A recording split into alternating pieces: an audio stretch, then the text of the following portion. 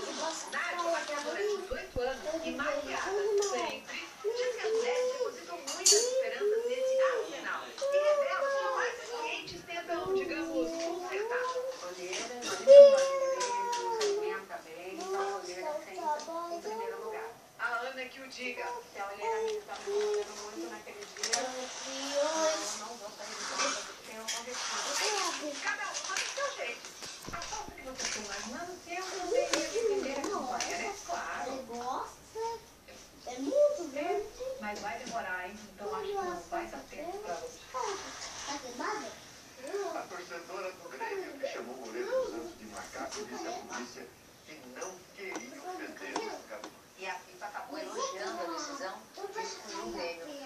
Não é isso, Bruno Ricardo? Boa noite. É isso, acabou a noite, eu também concordo. Agora, é a mesma... Uma ameaça foi detectada. No sorteio da Copa. Bom, hoje a vereadora gremista chorou.